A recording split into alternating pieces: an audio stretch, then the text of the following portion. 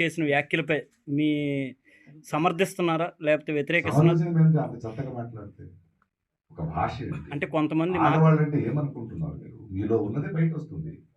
అదేంటా మాటలు? అదేంటా అహంకారం? అదేంటి ఆడాడిని ఈడతారని? ఇవాళ ఆడవాళ్ళకి అన్యాయం ఎవరి గురించి జరుగుతుంది? మగాళ్ళే కదా! తరతరాలుగా మనమే చేస్తున్నది కదా! మీరు ఒక వేదిక మీద మాట్లాడుతున్నప్పుడు మీకు ఉండాలి. సరే ఆయన క్షమాపణ అడిగాడు.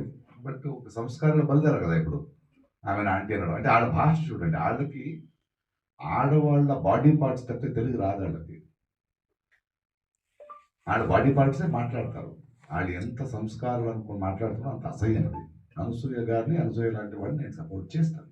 ఆడవాడిని సపోర్ట్ చేయాల్సింది మా బాధ్యత. మా కర్తవ్యం అది. శివాజీ గారు కానీ ఎవరు కానీ ఒక వేదిక మీద మాట్లాడేటప్పుడు ఒళ్ళు దగ్గర పెట్టుకుని మీకు ఒక వేదిక ఎందుకు ఇచ్చారు?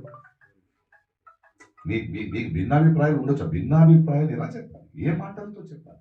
భాష అది, తెలుగు భాష అది కాదు కదా. ఆయన ఇప్పుడు సారీ చెప్పాడు, బట్ మిగతా వాళ్ళు వదలరు. అది స్టార్ట్ అవుతుంది. ఇప్పుడే ట్వీట్ చేశాను అనసూయగా, మరి నువ్వు స్ట్రాంగ్గా ఉండు. ఆ సంస్కారాల అసహ్యం తెలుస్తుంది నాకు. నన్ను అదే చెప్తుంటారు. ప్రకాష్ రాజు గారు మీరు ఎందుకు మాట్లాడరాళ్ళు? అమ్మని లాగుతారు, చెల్లిని లాగుతారు, కూతురు లాగుతారు. అంటే వాళ్ళ బ్రెయిన్ ఎక్కడుందో అక్కడే మాట్లాడతారు వాళ్ళు. ఖచ్చితంగా శివాజీ గారు చెప్పింది తప్పు. సభ్య సమాజంలో వీ కెనాట్ ఎక్స్పెక్ట్. మీరు ఎవరు చెప్పడానికి? మీ దృష్టి మార్చుకోండి.